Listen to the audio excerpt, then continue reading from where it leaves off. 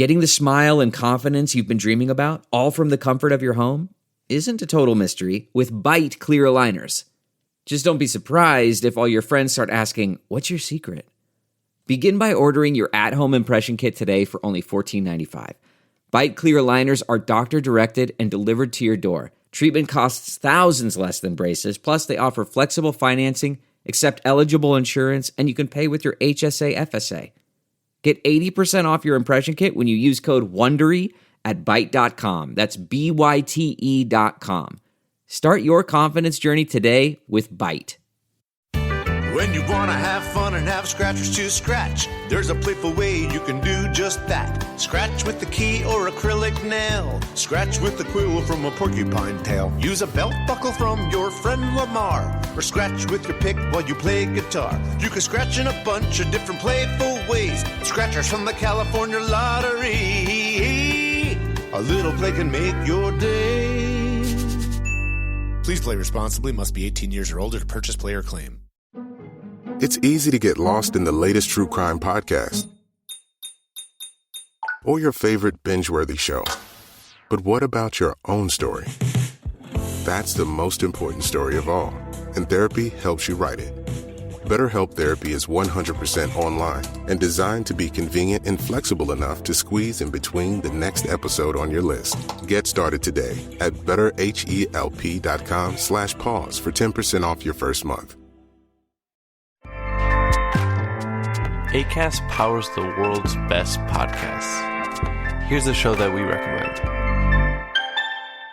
What is The Briefing Room? It's a behind-the-scenes look at how the criminal justice system works and the lives of the people within that system. If you love true crime, well, these are the real people who do the job every day of making sure justice is served.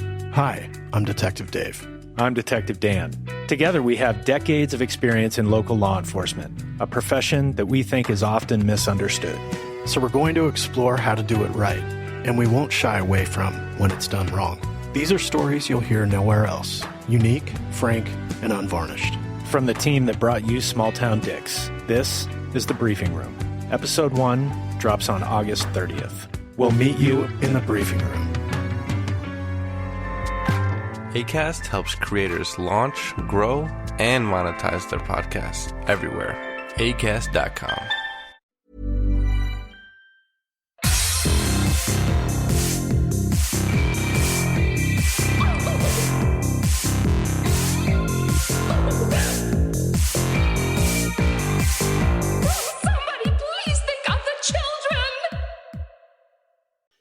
And welcome back to Scarred for Life, the podcast where we open up old wounds by looking back at the films that scared us as kids. I'm Terry. And I'm Mary Beth. In each episode, our special guest brings with them a movie that traumatized them as a child. This week, our guest is Madeleine Koestner. She is the director of the Unnamed Footage Festival in San Francisco, which is happening on March 23rd to the 26th of this year. And it's dedicated to the wild world of found footage, faux documentary, and in-world camera horror, aka all of my favorite stuff. Welcome to the show! I am so happy to be here. We're so excited to have you here and get to talk with you, particularly about your movie choice, which, boy, I cannot wait to dig into that. But before we do get that far, let's talk about the Unnamed Footage Festival. How did this come to be? How did you get involved? What is it? Let's hear it all about it. Yeah. So, man, it's a little of a kind of meandering story, but so let's start with I moved to San Francisco in 2016, and at the time, and it was for work, so it was like, oh, I guess I'm moving across the country for no good reason except money. But at the time, I had been running another film festival called the Philadelphia Unnamed Film Festival on the East Coast, which was just a regular genre fest, just an underground film fest.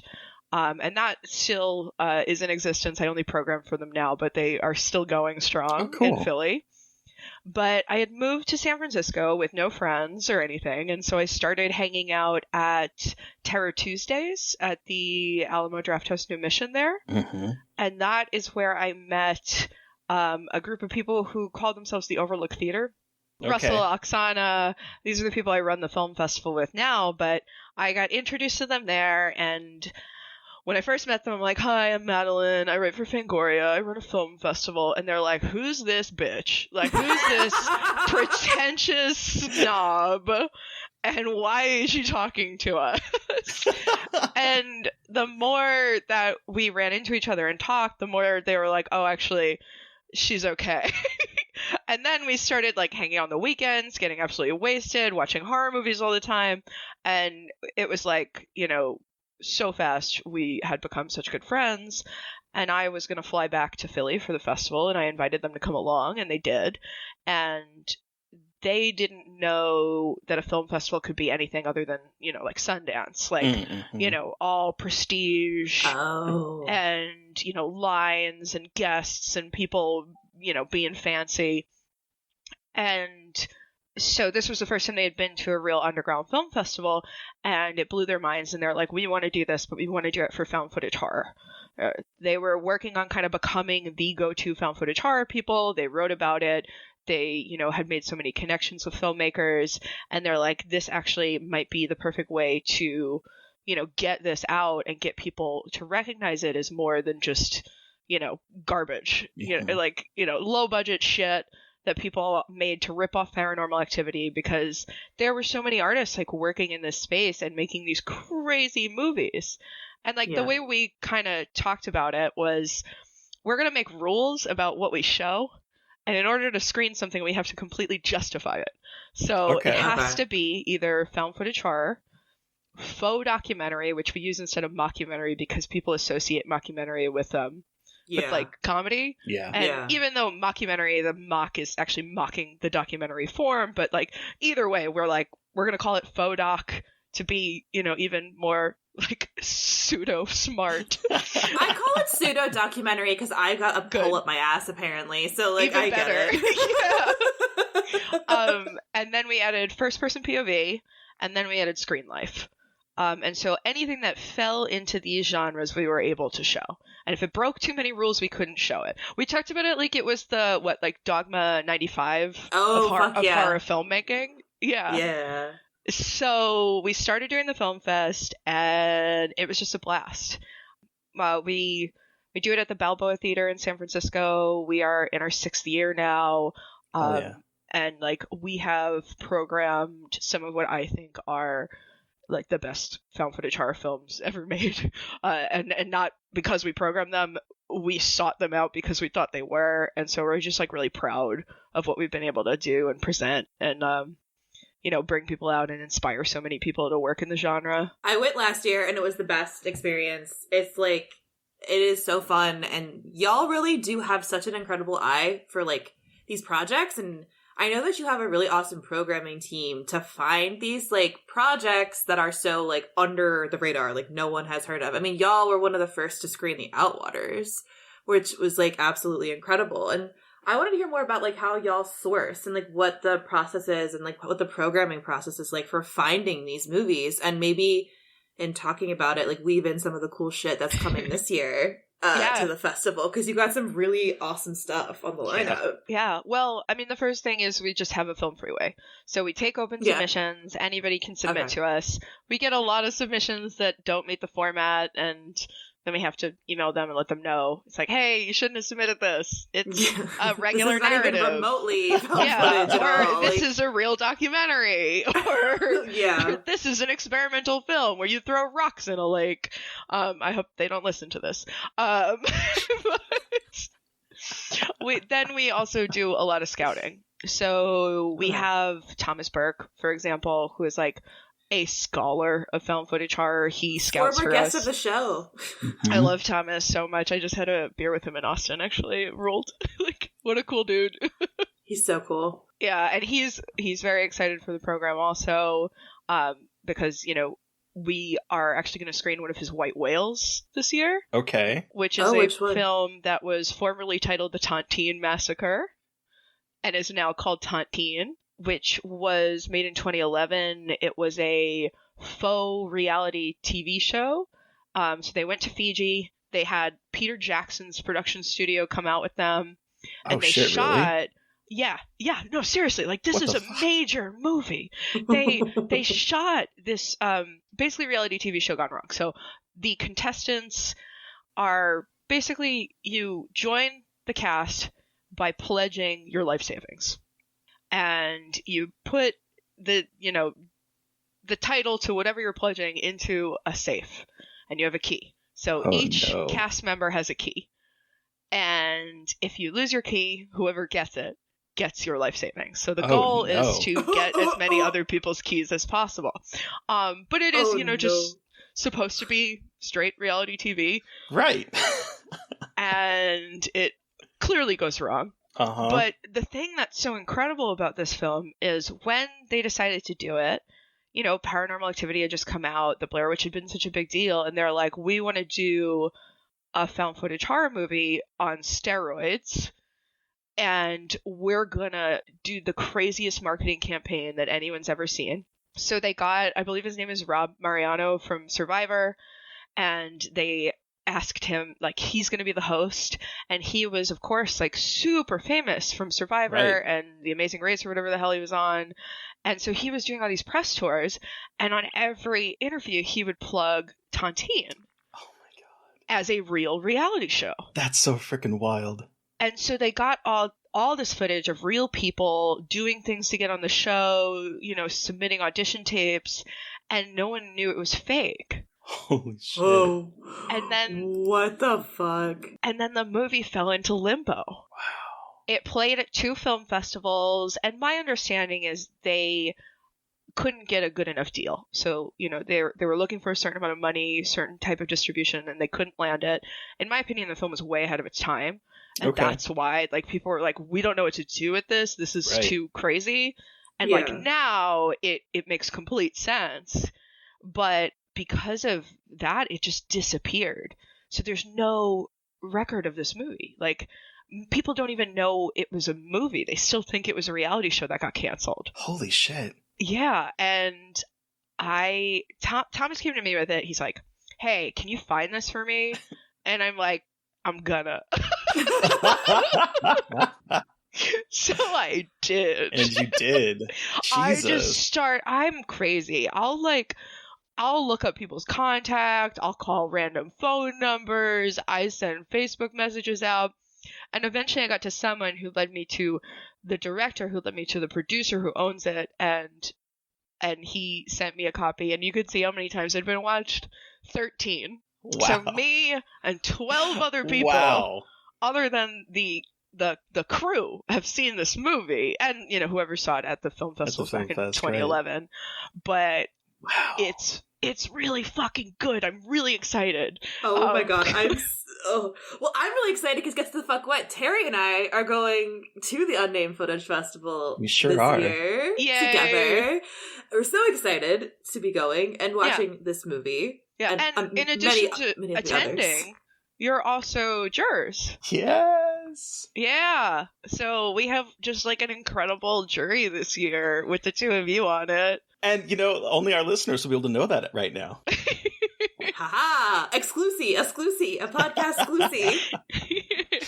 Well, I wanted to know, like, how you got into found footage. Like, how did the path lead you to loving found footage and being one of us that loves found footage so much? That's a really good question. And like earlier today I was thinking about it, and I'm like, what was the first found footage horror movie I saw? Yeah. I think it was Paranormal Activity. Okay. And I can't come up with anything that I saw prior to that. And the best part is, like, I was completely, I was very blah about it. It like didn't do it. It didn't impress me at all. Oh, interesting. Yeah. Huh. I'm trying to think of like what I watch next, because I definitely like start getting interested in the genre. I think a big one for me was this movie called Hooked Up. If you've heard of it. No. Yeah, I saw it at a film festival in Denver. It was at the Mile High Horror Film Fest. Okay. And I was there representing Fangoria. I was like hosting some Q&As and like, writing some movies, and I'm hanging out in the lobby and I'm getting ready to leave.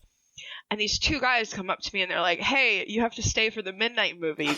We made it. Here's a ticket. Even though I have a badge, like I don't need a ticket to anything. I just walk right in. Mm-hmm. They're like, here, we got you a ticket. We really want you to see our movie. Oh. And I'm like, okay, that's really sweet.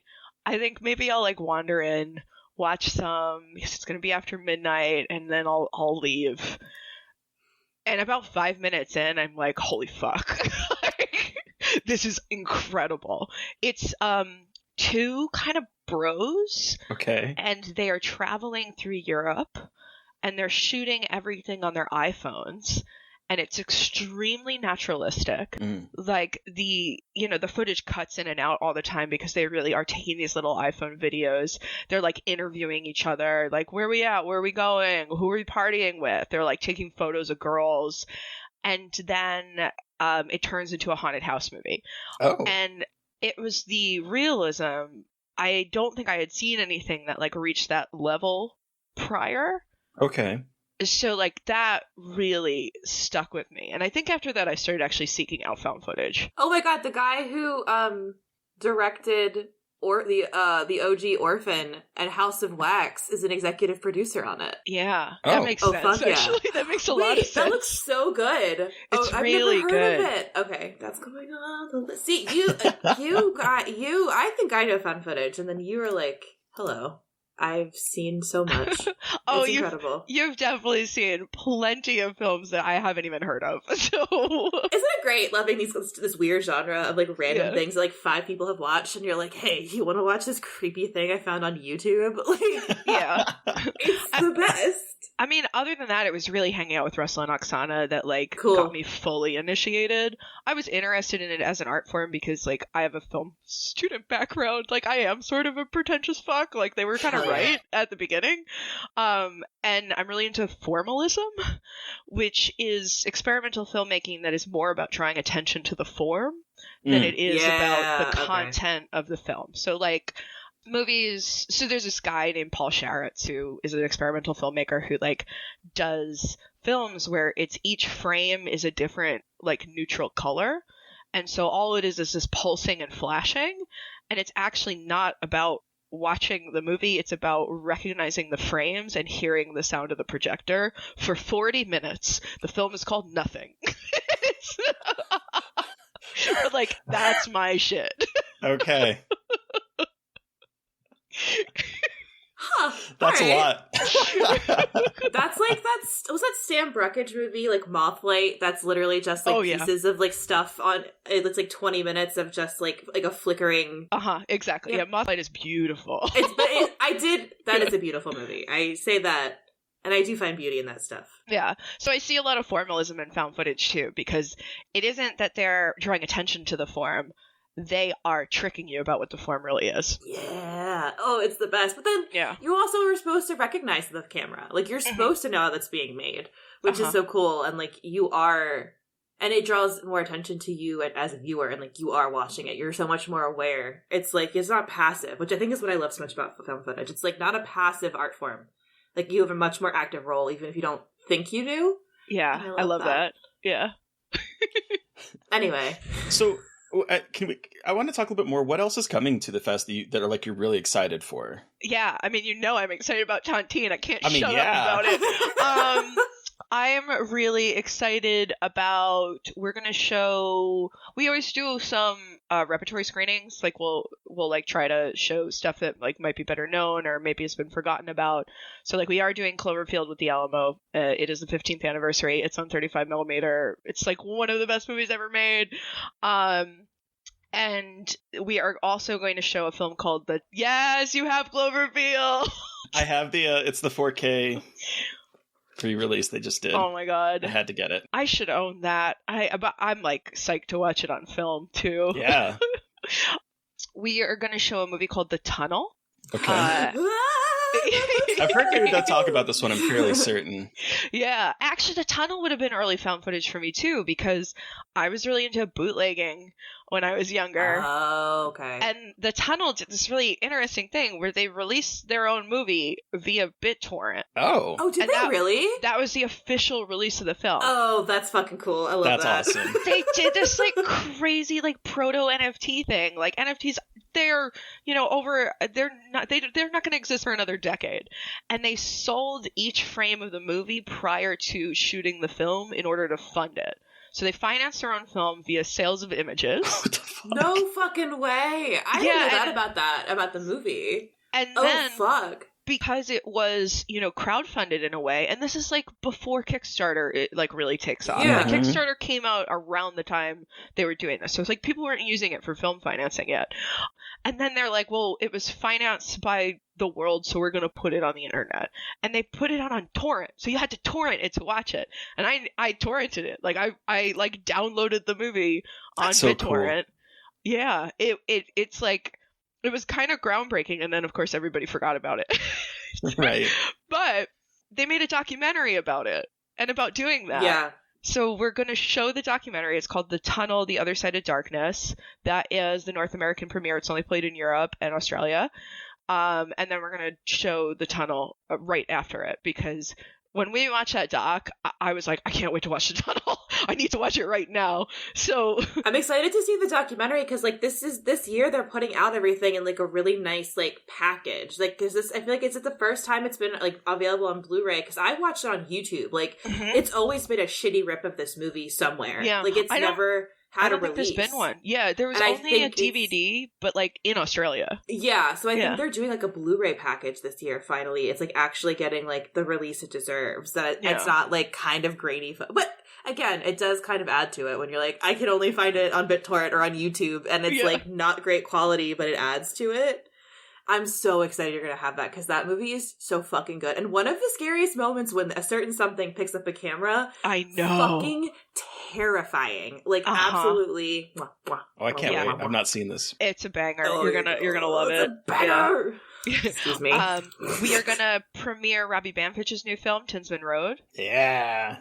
It is wonderful. It's very different from The Outwarders. The Outwarders is like, really like ballsy, insane, surreal horror that is like, you can't breathe when you're watching it. And Tinsman Road is far more like in mystery, dealing with like interpersonal relationships and like what happens when, death strains them. It's really good. It's very, very subtly scary. Like it's the kind of like creeping dread where like you don't realize your heart's pounding until you feel it like pounding out of your chest. So yeah, we're the world premiere of that, which like we're so grateful that Robbie enjoyed screening Outwarders with us so much that he's like, we want you to do Tinsman Road too. He's so great. Yeah. I love him. Yeah, he's the best. He slept on my floor when he was in New York, and he kept calling me mommy because I kept bringing him things. Yeah, that sounds about right. That sounds about right for Robbie Banfitch. Yeah. What a guy. What a guy. All right, let me think. Other highlights. You had said offline, or maybe Mary Beth did, that you guys are going to play Horror in the High Desert 2? We are going to play Horror in the High Desert 2. I've not seen the first one, so that's my goal this weekend is to watch that. That is our closing night. So it's going to be the last thing we play Sunday night. It is so scary. The second one is? I'm stoked. Because the first one, like, definitely caught me off guard with how scary it is. No, this one is like, it's not going to catch you off guard how scary it is. It's going to scare you. Hell yeah. like you won't, you will be terrified watching it. Yeah. It is intense. It is cool. It is clear that Dutch learned a lot making the first one, and now he's like a master. I'm so excited for it. Yeah, seeing it in a theater is going to be incredible. Yeah. So cool. We're showing a Screen Life film called R#J. Yeah, I saw that at Sundance a couple of years ago. You did. So you've seen it, because this is another one where it premiered at Sundance and then it kind of vanished. So very few people have been able to see it. I'm excited for people to see it. I think it's really interesting. I think it's cool to see a story like this told in that way. It's cool to see Shakespeare will never die, apparently. Like, literally, will never die. Like, everyone will always put Shakespeare in movies, and now we have a Screen Life Shakespeare movie, which is pretty exciting. We always try to program a few things that aren't, like, straight horror. And so, like, this was when we were like, it's a really good exploration of the Screenlight format. So, like, we were really excited that they're going to let us have it. That's so cool. We're also going to do 2 shorts blocks, which we haven't done a shorts block in a pretty long time, because it's always it's really hit or miss when it comes to shorts. And normally we'll have a handful of really good ones that we want to pair with features. This year we got 2 40-minute long movies, and we're like, well, what do we do with this? I think we should make 2 shorts blocks, one for each. One will be hybrid and experimental, and so that is going to be like my file corrupted shorts block. The other is just straight horror. So the straight horror block is anchored by a movie, I believe it's going to be the world premiere, called The Rage 2. The Rage 1 was a short film we showed 2 or 3 years ago. Okay. And it's like a body cam movie. So it's, guy with a gun goes into a house and discovers there's zombies in the house. It's very short, very scary, intense.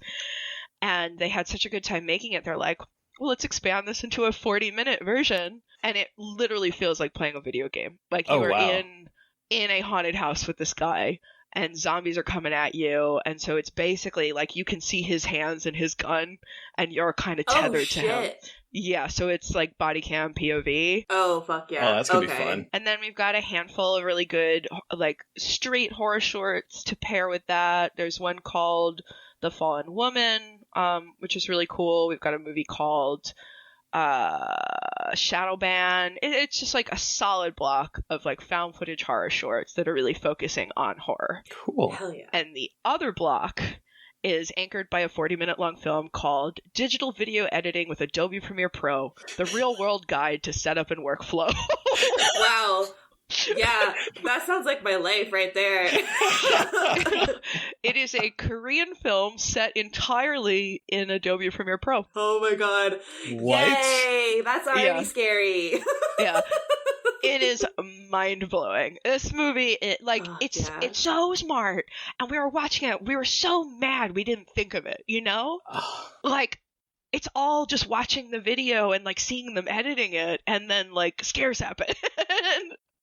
It's brilliant. Oh, that's exciting. That's fucking cool. Yeah, and also in that block, we're gonna premiere Brian Lanano's new film. He made a movie called Gwilliam. He's a short filmmaker. Gwilliam Crowhand. He makes these really, like, batshit crazy, gory horror movies. And he made something called Content, the Lo-Fi Man, that was very inspired by Tetsuo. Oh, shit. Is about a guy being forced to make content. And I'm very excited about watching that with a room full of people. I think people are not going to know what to do while it's playing. All right. I can't wait. Yeah. I love being uncomfortable in crowds of people. Me too. I mean, that's why I run the Found Footage Horror Gauntlet Festival. Fair enough. Fair enough. All right, let me highlight one more movie. It is a science fiction film called The Gulf of Silence. Okay. Ooh. This is a faux doc, and it is a talking head interview with a woman who saw a UFO and then became a UFO expert. And just about, like, her experiences, you know, being in the scientific community and being kind of, like, denied by everybody who used to respect her. Also seeing things that, like, just are absolutely crazy, and, like, her interactions with the government and all that. A very beautifully shot film. Most of it is just anchored on her face, and she's a very just, like, fascinating looking actress, like, very emotive with her eyes. And so it's just interviews with her. A woman named Mina Rhodes, also known as MK Rhodes, a female director who has done mostly science fiction. She made this, put it online when it was finished. Like, it was something she did as an experiment early in COVID. And basically, Russell and I had this conversation recently about like what happens when you make something that's too convincing. Oh. And generally what happens is you get harassed for saying it's not real. And Wow. she was being bombarded with emails, messages, people finding her address, phone calls, just saying like, you have evidence of government conspiracy. Why are you denying us? Like, and she had to take it, I think she basically had to like wipe it off the face of the internet. Holy shit. Yeah, so she submitted that to us, and basically said like the only place this is ever going to be seen is at film festivals if you would like to screen it. And I'm just so taken with it. I'm like so I think it's just going to be really beautiful to watch on a big screen. Just like very like captivating. Yeah. Wow. Ooh, I'm excited. I'm excited. Yeah. And that's just like a handful of our programming. We've got like 15 movies in total and the shorts and all that. It's going to be a absolutely crazy weekend. Oh, I'm so excited. So we talked a little bit about how you got into found footage, just kind of taking it back. But like, what's your relationship to horror in general? Like, how did you get introduced to the genre? Was it something you grew up with? Like, kind of, what's your story with horror? It was not something I grew up with. Okay. I was the biggest scaredy cat on earth. I was afraid of everything. I was afraid of seeing my own breath when it was cold. I wouldn't walk in sand. Like, I was so scared of the world. And, like, movies scared the shit out of me. Like, you know how everyone's like, Charlie and the Chocolate Factory terrified me. And the part that scared them is when they go through the tunnel on the boat, right? Nuh-uh. I turned that movie off when Augustus Glomp fell into the river and got sucked up the tube. I'm like, I know better. That kid's dead. I'm out. like, that's how far I got into that movie. That kid was dead and I knew it. And then nightmares for like a week after that. Everything scared me. So it was very rare that I watched horror movies until I was in my mid-teens, I think 14 or 15. I saw Silence of the Lambs in a class in school. Excuse me? I class know. in school? I want to know why that teacher thought Silence of the Lambs was an appropriate movie to show to an English class. It's literary, I guess. Yeah. Wow. But it like awakened something in me. Okay. I was like really, really interested in like feeling like scared, like in that moment. It was like 15 years old, and all of a sudden I'm like, oh, maybe it's interesting to be a little bit scared. And then immediately I was like, Evil Dead. And then it was kind of like training myself not to have horrible nightmares every time I watch something scary. But it was like I went hard pretty fast after realizing it was something I enjoyed. But, you know, it was almost like I was scared of everything, and then I realized sometimes it could be fun to be scared, and then I realized if I harnessed my fear, it was sort of like taking control back in a way. Yeah. And so like horror has always been like really important to me for that reason. It's helped me feel more in control of like my own life, you know, in this weird kind of way. Oh, right. Yeah. Oh, so yeah. It sounds like Silence of the Lambs was your first most impactful horror movie that you probably saw because it set you off on this trajectory. Do you remember seeing any horror movies when you were a kid, or any like of those movies that like popped up? Yeah. I mean, well, the truth is, and this is probably going to eventually lead to the movie that I chose. Like, we didn't have cable or anything. Same. And so I didn't watch a lot of TV. And we rented a lot of movies. Like, we rented movies constantly, like from the library, from Blockbuster, from Hollywood Video, which still existed. And what wound up happening is I was really into junk, we learned. And so I would rent junk, like Mac and Me, for example. Oh, God, Mac and Me. And then we had the double VHS players.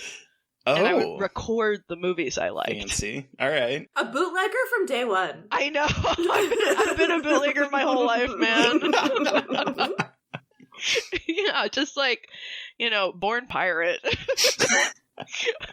But, you know, I got 2 peg legs, two peg arms, all pegs. And a VCR. Yes, yeah, exactly that. All pegs and a VCR. Yeah. That sounds like a great band. All pegs and a VCR. Sounds like a fun cover band. Anyway, does, I digress. But yeah, so like I was super into full moon kids movies. So Moonbeam was like the full moon kids label. Yep. And like anything that had like weird creatures in it, I was like kind of into. And I think that's the closest I got to watching horror. I know my mom had us watch Poltergeist a little before that, and that was not a good experience. I can imagine. That ruined my shit when I was a kid, so I could like... Yeah, and I'm like 12 or 13, I think, when we watched Poltergeist, so like, yeah, old enough that I should be okay with it, but I am sure not. Okay. Oh, Terry. Sorry. No. I was gonna say let's take a break and then we can talk about the movie you brought, Madeleine. Selling your car to Carvana is as easy as... As easy as pie? Sure. All you have to do is enter your license plate or VIN. As easy as a stroll in the park.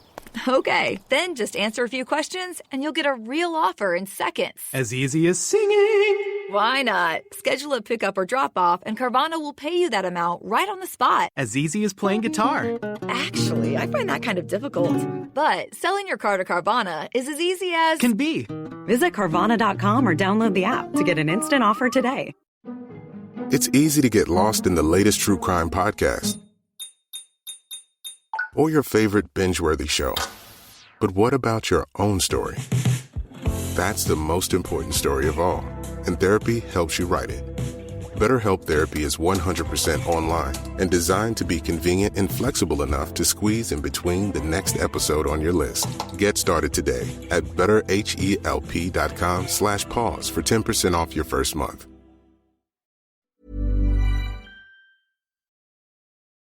And welcome back from commercial break. All right. We have foreshadowed it, but Madeleine, what movie did you bring with you today for us to discuss? Talking about full moon features, like this I don't believe this is full moon, but talk about those kinds of films, though. So the movie I brought today was 1992's Munchie. All right. So for many of you who are probably not familiar with this, but more than I expected, because when we've tweeted about this movie, people have been like, "Oh yeah, Munchie," and I was like, "What?" But anyway, in this is this plot synopsis from IMDb. This is an all-timer. This is an all-timer. In this in-name-only sequel to the 1987 film Munchies, the new kid in town, Gage Dobson, can't find his place in the new environment despite having such a cool name. Why is that in the synopsis? Who cares? Gage Dobson is a cool name. The kids at school bully him. The girl he likes and his mom is about to marry. What? See, it doesn't make any sense. The girl he likes ignores him, maybe, but they leave that out. They leave that out. He likes and his mom. Yeah, and we and why would we ever edit this? It's so much more fun reading the unedited plot synopsis. His mom's about to marry a scoundrel, but everything changes for Gage Dobson when he stumbles into Munchie, a friendly gremlin-like creature that dresses like a lounge singer, sounds like a stand-up comedian, and has magical powers. Bravo, IMDb. Okay, before we do get into this movie, I just want to say that it was really funny when Mary Beth texted me that your choice was Munchie, and I was like, what the fuck is Munchie? And so I Google it, and I'm like, wait, Munchie or Munchies? Because I look at the poster for Munchies, and that was like one of those posters that terrified me as a kid. Like it was kind of cool and creepy. It's this like gremlin-like thing looking up a woman's skirt, and I was like, "Are you sure we're not talking about that?" And she's like, "No, we're talking about Munchie." And I'm like, because I was like, Madeleine was very specific that this was the terrible in-name only sequel to the actual horror movie. I was like, oh no, Madeleine knows exactly what is being picked here, and I'm so excited to hear your Scarred for Life story about Munchie. Like, so why is this your pick? Tell us the story about how you first saw this movie. Okay. What scared you about it? I want to know. All right, so I've spent a lot of today trying to like piece the memory together because truthfully I was quite young when I saw this. Okay. Honestly, the thing I'm using to kind of like realize when it was in my life is I knew it was before my parents' divorce. Oh man, love a good divorce is a marker of memories. Isn't that fun? Yeah. So I must have been like 6 or 7 years old, right? Okay. So my recollection is, okay, so a little fun background. My mother was a treasure hunter. What? What level of seriousness of treasure hunter here? Like her full-time job or like side hustle? I guess a side hustle is the real answer. So my mother, when, she was like early 20s, she was like, I'm going to Grand Cayman. And she went to Grand Cayman, and it was supposed to be like a week trip, and she went, I'm going to stay. So she stayed. And what she did to make a living was she was a scuba diver, and she would take people out scuba diving, and then she would go looking for golden doubloons while scuba diving. So she would actually dig up treasure to sell so that they could live in Grand Cayman. Holy shit. So for that reason, my mom has always had ties with Cayman and still has friends who live there. So that was like our vacation spot. So I love this because my dad used to collect gold doubloons. Yeah. Like he had yeah. Was he a treasure hunter? No, he was a buyer of them. He would go to the local like coin store and buy doubloons and random ship stuff that people were selling. I mean, my mom may have sold some of it to him, honestly. I know, that's what I'm thinking. Oh my god, Terry and Madeleine. The gold doubloon connection. That's my found footage movie. We're going to make a found footage movie about this. It's going to be haunted doubloons and... Oh, I'm so into it. And honestly, underwater photography? Come on. I mean... Hello, bring it. Anyway, okay. We need to cut this part out and just start talking about it and like make it into a movie. Yo, I don't want anyone to take this. This is brilliant. I'm sorry, but so she had connections to the Caymans. So my recollection is we went to Cayman. So me, my little brother, and my parents.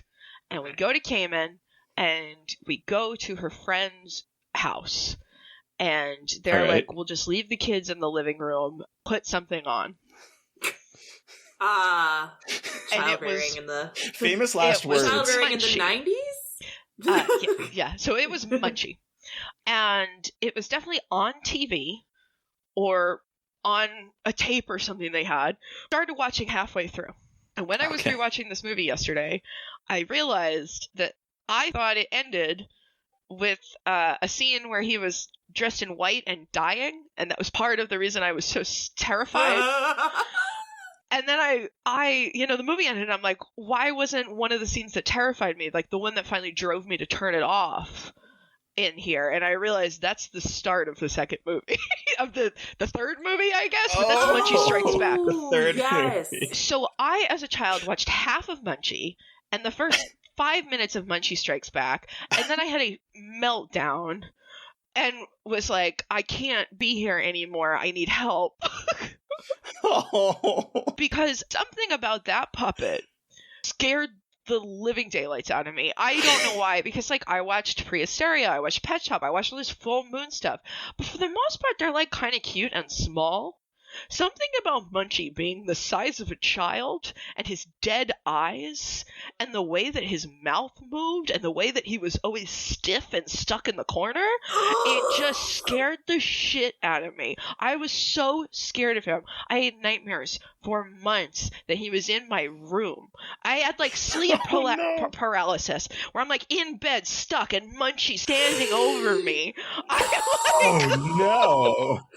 Munchie is your sleep demon. Sleep paralysis demon Munchie. And now I rewatched it and I'm like, this is fucking stupid.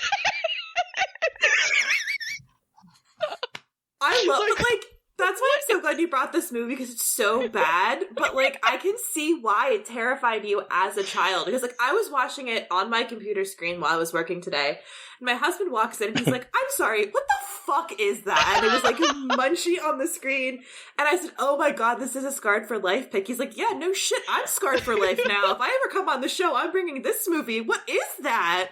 And I explained to him what it was, and I'm like, oh, and by the way, it's voiced by Dom DeLuise. And he's like, are you fucking kidding me? And he was like, I have to hear it. And so I turned off my headphones, and he's like, what And then I heard him go, this plot makes no sense. He's like Googling it on his work computer. Like, I don't understand. It really doesn't make any sense. I mean, so like the other thing I want to mention is I've never seen Munchies. I've never watched Munchies. Okay, cool. Because I was going to ask, have you seen adult. Munchies? Have you No. experienced it? Because we have not. I haven't, Terry. I don't know if you have, Terry. No, I have not. I have only seen that poster and that VHS tape that my parents, again, because it had a suggestion of sex on the cover, would not let me watch. Because they came to this point where my parents are like, you can watch gory shit, but nothing that has any sex, and then it became nothing at all. And so that was off limits. I don't know what happens in it, but it was off limits. My impression is it starts kind of like Gremlins, where they find Munchies, and then it is a little bit like 80s boy sex comedy. Yeah, that's what I watched the trailer, and it very much had that vibe of like horny boys and a lot of shots of boys in bed with girls and stoner boys, and then these weird little gremlin monsters that look nothing like what Munchie looks like in this movie. No, like, they don't. They almost look like dinosaurs. Like, they don't talk. Yeah. They're not humanoid at all. They're just like, blah, blah, blah, blah, blah, blah, blah, blah. Like, again, more like Gremlins, because I think Roger Corman wanted to make his version of Gremlins, which is what Munchies is. And, like, in trying to do research for this episode, because I was like, well, okay, I have to understand the continuity. Dear listener, there's nothing. There's literally no connection. Like, even when you Google it, barely is it mentioned as a sequel on any article or even on the Wikipedia page. So there is no connection other than name for real between these movies. Like, they are, because Munchie in this is a werewolf looking motherfucker. Yeah. Yeah, actually, if you just put a bunch of fur on him, he'd just be a werewolf. So he's like a nude werewolf, but he's then wearing a leather jacket. He's got alopecia. It's a horrible looking creature. I hate him. Like, who decided? Like, and this is another Roger Corman movie, but then it just went a totally different direction with Munchie. I would love to hear the conversation that resulted in, like, them being like, oh, this could just be a sequel to Munchies. Like, what do you think? The idea happened first, or like the idea of doing a sequel? I gotta wonder. I can't wrap my head around it, and I couldn't find anything. No, there's nothing out there except that the company is the same. And I'm wondering if they're like, well, we own this property. Kids like weird things. Let's combine watching this movie. All I kept thinking was, this is like, all the big rage right now is people putting in story prompts into AI. And so I'm thinking, someone said 1992 kids movie Munchies. And it's like, here we go, because this movie makes not a lick of sense. It feels as if someone who has observed human reality is now trying to replicate a successful movie from that time period and failing miserably. Yep. It has like everything about this movie feels uncanny valley. Like, it's just one step removed from reality. Yeah. And like, another thing worth mentioning, Munchies is set in the late 80s. Munchie opens in 1970. 1970. For some reason. Fuck continuity, man. It opens with just... We're New Concord films. And then there's a car chase with Dom DeLuise just like saying one-liners. Like, just mumbling. Into the nothingness. You have no idea where his voice is coming from. It's just sort of like he's sitting in the booth, like, winging it, and they're like, put it in the movie. Like... The guy that's driving is not saying a lick of anything. He looks at the box once in a while that's glowing green, I guess to symbolize that he's speaking, but he just doesn't say anything. He just sort of like, oh, I'm driving. I'm not talking. I want to know what Munchie did to that guy. I know. I mean, that's throwing down a bottomless pit, which, by the way, bottomless pits in movies kill me, especially when, like, all of a sudden it's like, crunk, you hear it falling, like, right? Yeah. Like, how bottomless was bottomless pit in a horror movie. I really do. Yeah, no, like, the setup is nothing. It's not even a set. It's, like, barely a setup. It's just like, what is this thing? Where did it come from? Who gives a shit? Like, he just is a sassy... We don't know what it even is. It sounds like a person. So, like, as far as we know, there's a dude, just a dude in the box.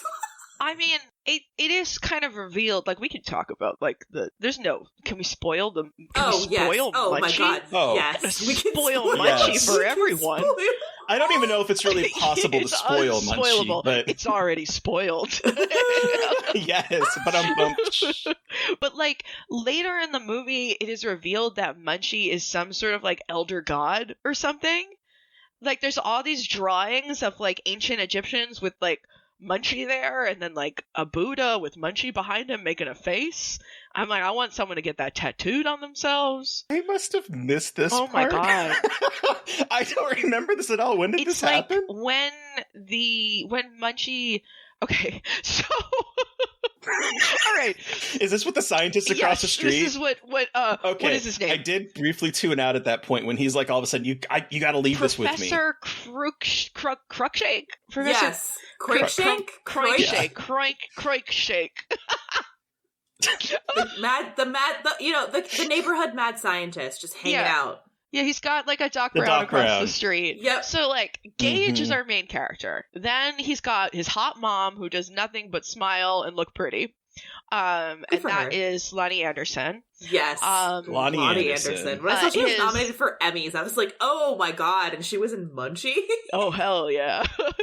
And then, okay, so Gage has a crush on a little girl it is Jennifer Love Hewitt's first role. Jennifer Love Hewitt's debut role. Like, what a stain on her career. She just gets to smile too, speaking of people that smile. All she gets to do is go, I think she's only credited as Love Hewitt. Like the Yeah, I Jennifer saw came that later. too. Where I don't understand. I didn't look into Love that. Hewitt is a sick name, though. It is. It is. it really is. But, right, so the mom, and then there's the mom's boyfriend who I guess they've been together for 2 months, and he's like, I'm gonna get married and get rid of you, I'm little gonna marry your shit, mom. to the kid. And so, He looks like a knockoff Tom Selleck / does. Yeah, very he much does. like skeezy. Pierce Brosnan looking. Yeah. With a porn star mustache. Oh, Yeah. And that guy's very, pretty like- good at physical comedy, honestly. He was. He sells it. Yeah, he is. Yeah. And like it very much is the most like 90s 80s setup of like the new kid is there, everyone bullies him, everyone's mean to him, his mom is a single mom, like a hot single mom who has a shitty boyfriend, and he's like the loner kid who gets bullied all the time and he gets in trouble, and but I do kind of love that he meets his new best friend, but his new best friend is just like a misogynistic weird elder god who just like loves pizza and is just kind of gross and like wants boot. And jokes that aren't really They're not jokes. He doesn't tell a single joke, if you ask me. No, he just like makes observations. And like I know observational comedy is an art form. It's not here though. It's it feels like someone just gave Dom DeLuise like a line of coke and said just whatever you want to say. That guy is a pain in the bumper. Like it's funnier when you say it. My favorite thing, the biggest one I struggle with is alphabet soup. I keep dropping all the letters, and I'm like, I feel like that was supposed to be a joke, but it's just literally him explaining I can't summon alphabet soup because I can't bring the letters. A dark AI prompt that doesn't understand humor. Seriously, it's incredible. So another thing probably worth mentioning is this movie was written and directed by Jim Wynorski. Yes, who did Shopping Mall? Yes, Jim Wynorski is like a top tier B movie sex director. Like that, most of what he did was like sex movies that were like horror knockoffs. Yeah, he's still working. Is he really? Yeah. Attack of the 50-Foot Can Girl. Oh, that's right. That was 2022. They bought ads on our website. Good for him. Bigfoot or Bust, Giantess Battle Attack, Cobra Gator. A lot of sci-fi movies in the good for in him. the, like, I bet 2000s. he gets a decent check to make these dumb movies, and I respect that to a degree. But Munchie and your filmography, I want to interview him just about Munchie. Honestly, I wish someone would. I'd love to know why it happened. Well, they put it out. I think Shout Factory put it out on Blu-ray, but I don't know if what the special features are and if they have anything like that on there. I'd be very curious to see if like there are any interviews or like a commentary or something, because I'd be just so curious to understand like why this movie exists. Did he do the third one too? I think he did. He directed the third one. Yeah, like back to back. He's stuck with Munchie. He did. Like he must have believed in it, or he got paid enough to probably believe got in it. paid enough. He seems like the kind of guy who like he gets paid, and then he makes movies. Yeah, he's like, yeah, sure, I'll make your weird naked werewolf puppet movie. I mean, he is like the only thing I think he cares about is really like getting boobs in his movies. Yeah, so there's an unfortunate little bit of trivia that I saw on the IMDb page that I don't know. Again, it's not, there's nothing to attribute it, so I don't know, how true this is, because you never know, anyone could edit IMDb, but it says, he normally makes R-rated sex comedies and horror films full of naked women, said after seeing a grown-up Love Hewitt years later in I Know What You Did Last Summer, that he wished he could have directed her in one of his other films, because seeing her naked at that point would have made it a huge success. I am sure he said that. I was going to say, I don't think that's probably I think that's probably a direct quote, because he definitely gives me creepy old man vibes. I grabbed another quote from him that I wanted to share. Please. Because I was looking for any interviews about this movie, and I could not find any. No, there's nothing. It's weird. I'm like, is this a real film? Yeah. I did find an article that talks about him, and it quotes something he said in a documentary about making softcore porn, and the quote is, "Big breasts are the cheapest special effects in the business." Okay. I thought that was kind of incredible.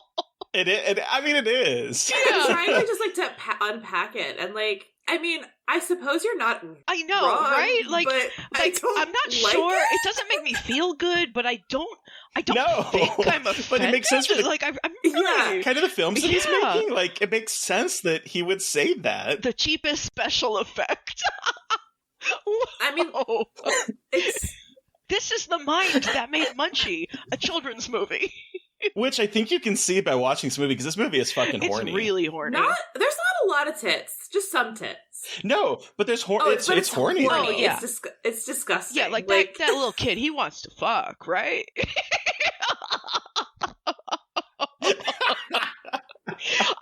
One of the weirdest parts of the movie is Munchie throws a party in the kid's house. That's the whole last act is Munchie throwing a party in the kid's house to get him laid. Yeah, it's a weird.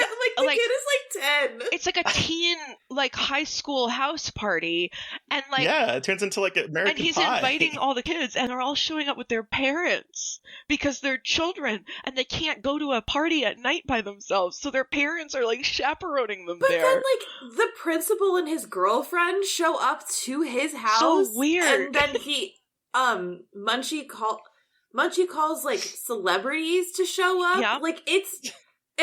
He uses the voice of Jack Nicholson. That's what at one point. I was trying to figure out what the voice was. I was I know that this is supposed to be a parody of something, but I don't know what it is. I was just using context clues because he said Jack. Oh, it's Jack. So he's doing the kind of shining voice, and I was like, okay. Well, I also think this is weird. Something that terrified me watching this, not just the puppet, was I think Dom DeLuise's voice actually kind of scares me. Yeah, me too. I remember because he had a voice role in a ton of shit I watched as a kid, but I think he had one in. He was in Secret Nim. He was Jeremy the Raven Crow. or the Crow. But then he also had he had a voice role in All Dogs Go to Heaven. Yeah. Yep. Which is Itchy. Which is a movie that has ruined my life, that ruined my brain forever, and so that movie scared me. And I think Dom DeLuise being in that movie scared me, so his voice just takes me back to just why does this man's voice bring terror into my heart? So it really was a 1-2 punch. He was Tiger in American Tail. He was also in American Tail. Manhattan Island. I mean, he was in so much stuff. He has such a distinctive voice. So I love that he was Munchie, because honestly, I feel like his voice matches the skis bag sleazy creature that Munchie is, but it just makes it all the more disarming. Just I love that 2 years later he didn't come back to be Munchie again. He was I'm not doing that again. If he was in Munchie too. He gave it up. He's I can't. Let me find the name of the individual who played Munchie in Munchie Strikes Back, because it's another old comedian. So still creepy, but not as scary. But I do think probably as a kid it scared me extra when his voice suddenly changed, because it's unpleasant. Oh yeah, I can imagine. Yeah. It's Howard Hessman. Yeah. It looks like he was in Police Academy films. He was in Flight of the Navigator, but I believe he was also an old comic. Oh, interesting. Yeah. Huh. Holy cow! Andrew Stevens returns for Munchie Strikes Back. He was the creepy husband, want-to-be husband. He's the boyfriend. creeping on another boyfriend woman too. in the second one. Yeah. Weird Holy that he's cow. he's like the carryover from that one. Yeah. Fascinating. Yeah, it kind of opens with Munchie with Gage like at like a college party. Then Munchie is like, turning real hot and weird, and then I think the school blows up, and some like star collective like heaven group, they summon him and they're like, we're gonna punish you for being bad on Earth.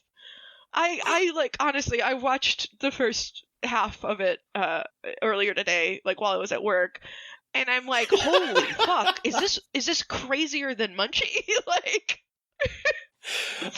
what is this? What have you brought to us? What is this? What is this? Is this like an interdimensional object that exists just to baffle the minds of the few who have sort of stumbled feels across like it, right? It feels cursed. Yeah. It's weird. I mean, everything about is it cursed. feels bizarre. This is definitely a cursed film. Yeah. So I'm trying to watch this movie 2 nights ago, and I'm like, what is happening? And we get to the point with like Gage, who is like, he sees Carlisle Elliot, I think is his name, with his mom, and he calls him a creep, and then he goes to kick rocks, and he's walking, and he says, "Someday I'll be dead. Then they'll all be sorry." And I went, because like the where I was watching, it didn't have subtitles, and it was kind of, the voice was a little quiet, and I was probably not paying complete attention, and I went, wait, what? I had to rewind it, and it's like, no, he says someday I'll be dead, and then they'll all be sorry, and then he has an imagination of him being in a casket at his funeral, and I'm like, what the fuck did Madeleine bring us? Did you catch who was the like I don't know, the funeral man, the mortuary guy? It's Angus Scrim, It's like right? an Angus Scrim cameo all of a sudden. Love a Phantasm reference in a children's movie know. from 1990. Yeah. I mean, that's like part of what's so weird to me. It's like, I think about all the movies I liked when I was young, and now I'm realizing that they were almost all made by men who mostly made schlocky horror. Oh. Yeah. Because, like, Okay. all those full moon movies, this, Yep. I'm trying to think, like, Mac and Me is by Stuart Raffle, who also made Tammy and the T-Rex. So it's like... Oh, yeah, that's shit. right. So I was watching all this stuff, which was kind of schlock horror, but with the horror stripped out of it, and I'm like, this is what I like as a child. Honestly, it foreshadowed things to come. You didn't think you liked horror, but guess the fuck what? You were priming yourself really by was. watching maybe even weirder shit. Which I kind of love. Okay, so talking about Munchie in particular, we talked about his voice, and the thing that got on my nerve is his constant use of pal. Followed you home, pal. Real simple. Magic, pal. Like, he's like constantly throwing pal He's around. like your creepy uncle that like won't leave you alone and just wants to hang out. Yes. And he's like, I'll let you drink a beer. And you're like, dude, I'm 10. Like, leave me alone. I'm gonna order pizza. Like, I don't want to party. But sorry, he reminds me of like a weird family member who's like too obsessed with the kids, and you're like, get away. Like, you're so weird. But you mentioned earlier, Madeleine, about how like he has the soulless eyes, and what drew me initially, well, not drew me, but like what kind of terrified me originally is like, this looks like a reject Chuck E. Cheese doll that they had tried to like create for Chuck E. Cheese, because Chuck E. Cheese, particularly back in like when I would have gone in like the 80s and early 90s, they looked horrifying. Like, I thought, even as a kid, I was like, there's something off about these, and it's their eyes. Their eyes just feel so dead, and him just blankly staring. And his mouth isn't quite moving with the words that are being spoken. Yep. It's just, he's a lot. It's just like double eyelids, and the fact that like his pupils are so small and the whites of his eyes are so big. And like he looks like a Chuck E. Cheese puppet that was in a fire. Yes. And someone tried to clean him. Oh my god. Yeah. That pizza, though. That pizza. I mean, I'm from New York, so I didn't like that pizza. No, that pizza looked gross. When it was like being served on the table, I was like, that looks like plastic. And then it starts to like levitate, and fly. And like, there's a minor little bit of a plot where the chef's chasing after her with a butcher knife down the street. Just running through the streets with a knife. Also, probably something that scared me. The cop stopped him, and the fucking pizza is still flying through the air. And that's one of his powers is to summon food from wherever. I was like, I guess that's certainly a magical power you could have. And like, once again, when we find this out, we have no idea what the fuck this is, why he is, who he is. Yeah. There's nothing. And we really don't get much. Like, we don't ever really get much. Yeah. Think about all the bugs that pizza probably hit. I did. It's just like and covered in bugs. I'm like, it would have been so much easier just to order delivery, I feel like. Yeah. Yeah. Or like summon a pizza that was already in a box, please. Yeah, I mean...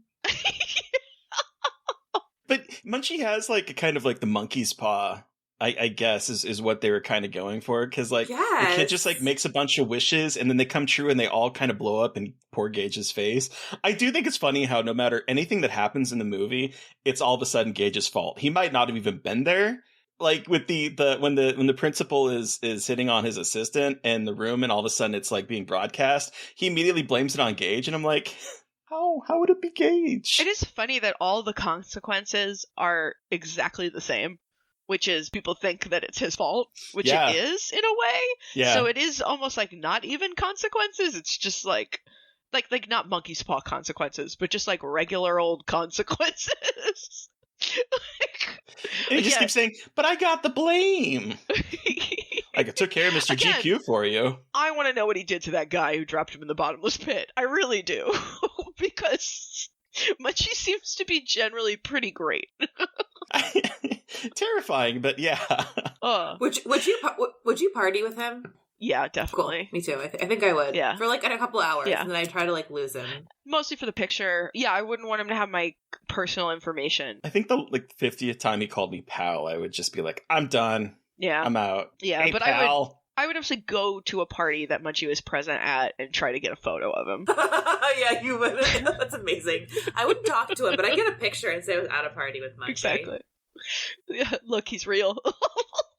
Oh god, I don't want to be on this earth if that's a real creature at parties. Oh. Then the other thing that's absolutely wild is the very end of the movie, which is for some reason Munchie and the professor go on vacation together. And Munchie's in the box? Yeah, he's in the box, but then the plane starts taking off, and then a bunch of people are like, "Oh my god, the pilot's right here! Who's flying the plane?" And you see Munchie's flying the plane with the professor as his co-pilot. I was like, I get why Munchie would do this, but why are you involved? And also Gage laughs. He's like, "Oh, Munchie. Oh, Munchie. Classic Munchie." This is how... Yeah. This is very much AI wrote a fucking movie. None of it, none of the logic makes sense, but, it has those those beats of, a 90s or 80s, kids monster movie, but without any of the actual logic or connective tissue. I'm gonna take Final Destination and cut the shots of Munchie flying the plane. Oh my god. Right before the plane takes off. Yes. Oh my god. Yes. Yes. Yes. I believe that this needs to happen. This is the fan film we've all wanted, the Munchie Destination. I do love that it tries to give a moral, because there's a throwaway line. It is almost a completely throwaway line where it's the third or fourth time that Gage has gotten in trouble for something that the Munchie has done. And his response is, you should never have asked for something unless you really want it. Again, that was supposed to be some kind of impactful line that had all this meaning, and you're like, what does that mean? That doesn't mean anything. Because then he follows it up by calling. He's that's when he starts to use the Jack voice and start calling people. So it's immediately from the moral of the story to now we're going to fill your house with a bunch of adults that are drinking. Because this makes perfect sense. Love that on top of this, the mom's boyfriend is you should beat your kid. That's why he's this way. Yeah. Isn't that strange? That part to me was really menacing with the boyfriend. I was like, he's fucking disgusting and predatory. Especially, yeah. The line he uses, there's only one type of punishment he'll understand. You've turned him into a mama's boy. or something even worse. Ooh. I was waiting for him to say like a slur or like call. I was waiting. I'm like, what is it? Huh? What's worse? There was a couple times I was waiting for the F word to get dropped me too. here. I was like, say it. Do it. That's something I've learned about 90s comedies. Is they say a lot of slurs. They sure do. Rewatching Monster Squad, and like within the first 5 minutes of the modern day thing, and they're dropping the F word, and I'm like, what is even happening? Not to reveal my obsession with Devon Sawa, but Idle Hands is real rough. Oh, yeah. I can imagine. Yeah. I haven't watched that since I was in high school, I don't think. It is a lot of words that we do not use anymore, and so much, just like the female characters is pretty much just being molested by everyone. It's very uncomfortable. Yeah. But yeah, man, the 90s, what a terrible decade. Certainly a time where we were not really in control of ourselves and really just went for it. Yeah, I was a 6-year-old watching Munchie at a house on an island. By yourself, where your parents yeah. Yeah. I love that. We'll just give Munchie will watch the children. That's a Monkey's Paw scenario if I've ever heard one. Yeah, it is. I just remember like hiding on the stairs. Oh. You know, like so I could see the TV like through the banister, you know, like the railings. But being like, I'm just so fucking scared of Munchie. So yeah, because you'd mentioned that when you stopped, it was when Munchie dies. Is that what happens in the sequel? He gets summoned to some sort of space council. Okay, it was that. All right, or like not even space council, but like afterlife council, because like Elvis and Cleopatra are there, and Colonel Sanders, I guess, because yes, like, our cosmic beings. Yeah, like I think maybe it's like cosmic beans, cosmic beans. Yes, the cosmic beans. Phenomenal fiber content. Oh yeah, they were totally regular. But okay, so that's what like was the straw that broke your back. But it was because he was so creepy? Is that what? Yes. Yeah. Yes, he scared me. I knew that he wasn't safe. Yeah. Dude's fucking making a car fly. Yeah, and then a lot of stuff happening in that movie also, like the guy running around with the knife, Munchie flying the plane, which we just flew on a plane. I'm scared. Yeah, there was so much that frightened me, but I think it was really just Munchie himself. Yeah, I understand that 100%, because it's not the cute little friendo that I think they thought they were making. They instead made a nightmare being from the depths of hell. Cosmic horror. Baby's first cosmic with horror. With his weird little rubber fingers as he's typing, with his weird little sausage fingers. He's changing the grades. What a weirdo. Well, do we want to wrap this up and give it a rating out of 5? It sounds good. All right. Well, Terry, you are first up here. How many Dom DeLuise's horrifying voices out of 5 do you give this particular experience? Oh, this movie was a hot mess. I don't even know how to qualify that, but it's not good.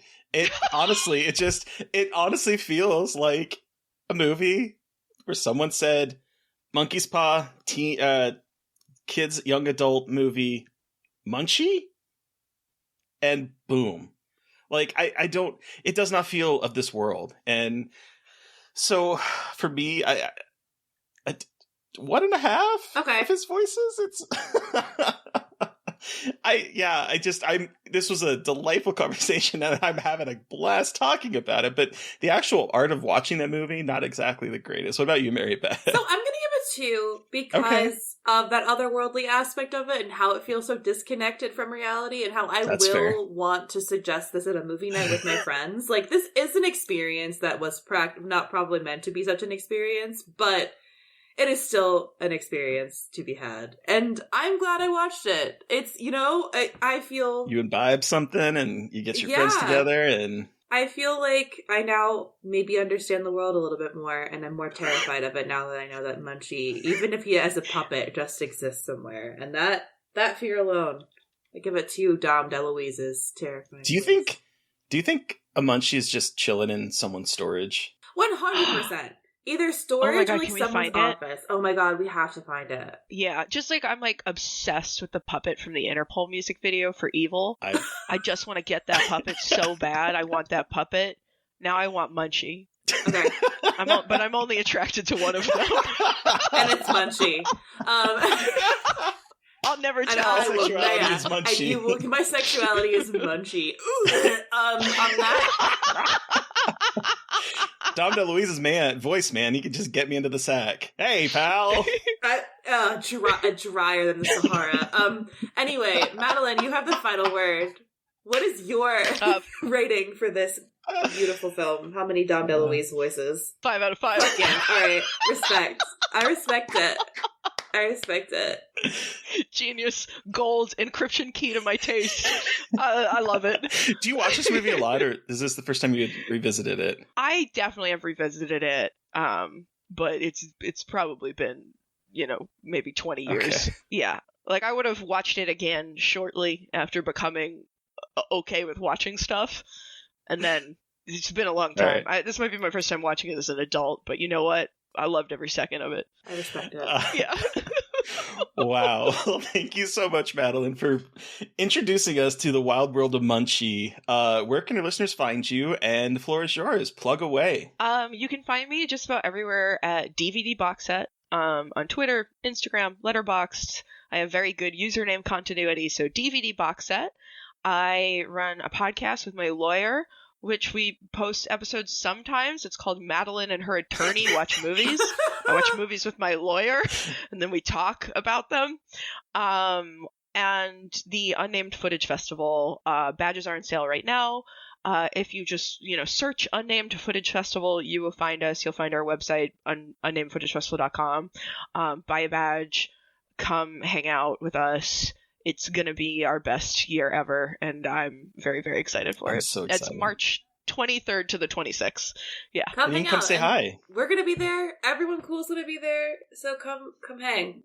And are you doing a digital version of the festival this year? We will have a virtual probably in fall. Cool. Kind of what's happened with the virtual is the first time we did the virtual was the first year of lockdown when we couldn't have one. So we came up with this idea of doing like a live stream festival, and we did it again last year because it was such a hit and people kept asking for it. But truthfully, we didn't have that much bandwidth.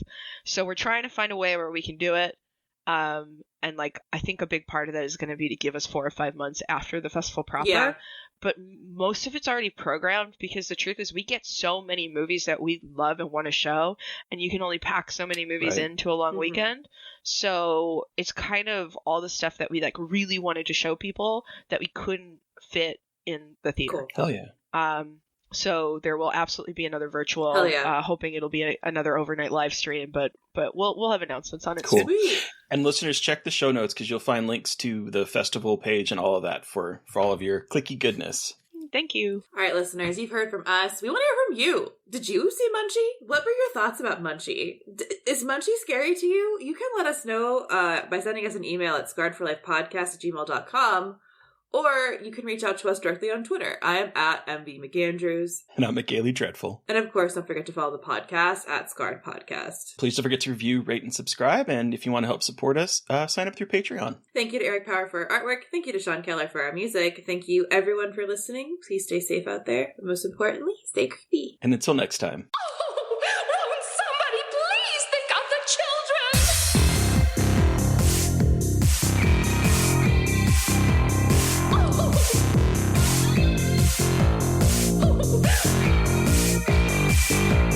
Somebody please think of the children.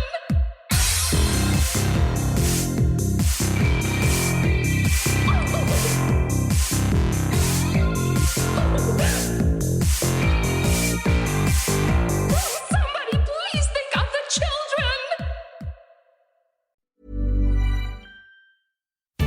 When you wanna have fun and have scratchers to scratch, there's a playful way you can do just that. Scratch with the key or acrylic nail. Scratch with the quill from a porcupine tail. Use a belt buckle from your friend Lamar. Or scratch with your pick while you play guitar. You can scratch in a bunch of different playful ways. Scratchers from the California Lottery. A little play can make your day. Please play responsibly. Must be 18 years or older to purchase, play, or claim. Acast powers the world's best podcasts. Here's a show that we recommend. What is the briefing room? It's a behind-the-scenes look at how the criminal justice system works and the lives of the people within that system. If you love true crime, well, these are the real people who do the job every day of making sure justice is served. Hi, I'm Detective Dave. I'm Detective Dan. Together we have decades of experience in local law enforcement, a profession that we think is often misunderstood. So we're going to explore how to do it right, and we won't shy away from when it's done wrong. These are stories you'll hear nowhere else. Unique, frank, and unvarnished. From the team that brought you Small Town Dicks, this is The Briefing Room. Episode 1 drops on August 30th. We'll meet you in the briefing room. Acast helps creators launch, grow, and monetize their podcasts everywhere. Acast.com.